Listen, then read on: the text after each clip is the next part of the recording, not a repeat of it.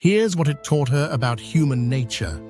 Abigail Marsh. It's a widespread belief that humans are fundamentally selfish, that every motivation we have boils down to personal gain, that genuine care for others is just an illusion. But this idea doesn't hold up when we look closely at what science reveals about human nature. One of the most striking pieces of evidence against this selfishness myth is the existence of psychopathy, a condition where individuals truly lack concern for others' welfare. Psychopaths don't just care less.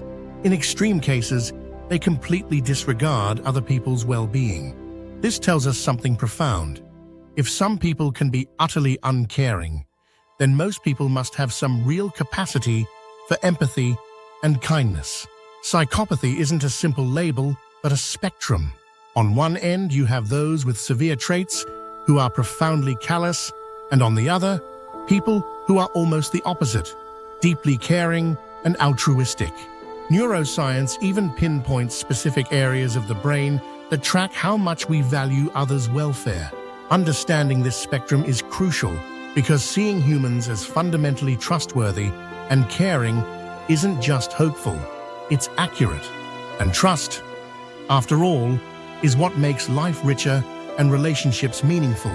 My name is Abigail Marsh, and I study what makes people care or not care about others. I have spent years exploring the extremes, those who seem unusually compassionate and those who are distinctly indifferent or aggressive.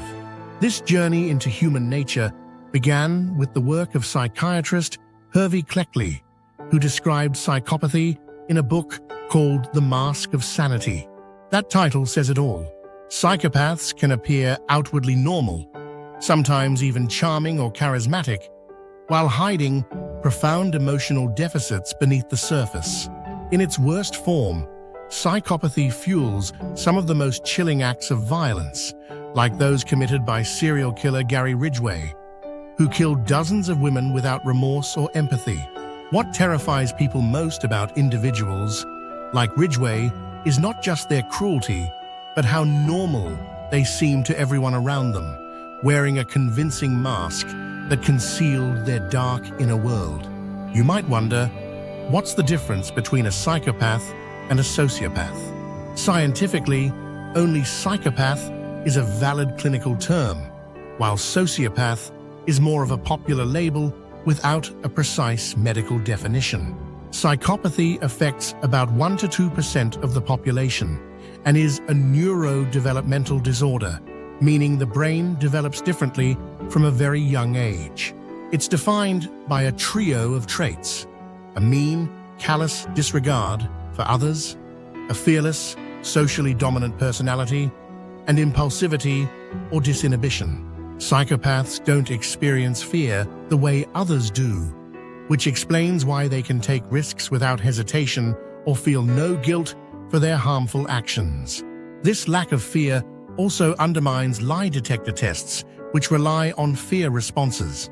But psychopathy is only half the story. At the opposite end of the spectrum are extraordinary altruists, people who risk their lives to save strangers from drowning, donate organs, or make sacrifices most of us can barely imagine.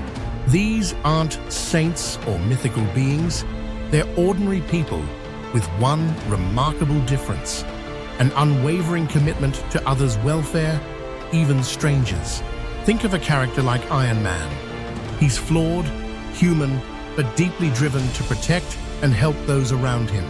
This complexity makes him a more realistic portrait of altruism than the flat, perfect superheroes we often imagine. What sets altruists apart? Humility is key. They see themselves as no more special than anyone else.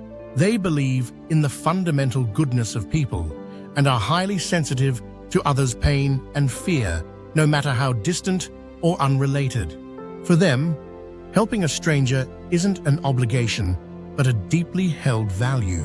If you're curious about where you fall on this spectrum, there are tests like the Triarchic Psychopathy Measure, TRI-PM, and the Hexaco Personality Test that offer insight into your capacity for empathy or callousness. What's encouraging is that generosity can grow.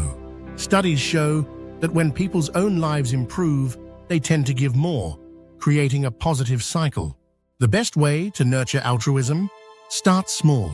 Even tiny acts of kindness spark joy and build momentum, reinforcing our natural capacity for compassion. In the end, embracing our potential to care deeply about others isn't just good science. It's a path to a richer, more connected life. And if you want to explore this fascinating subject further, joining a community of curious minds can open even more doors to understanding human nature at its best.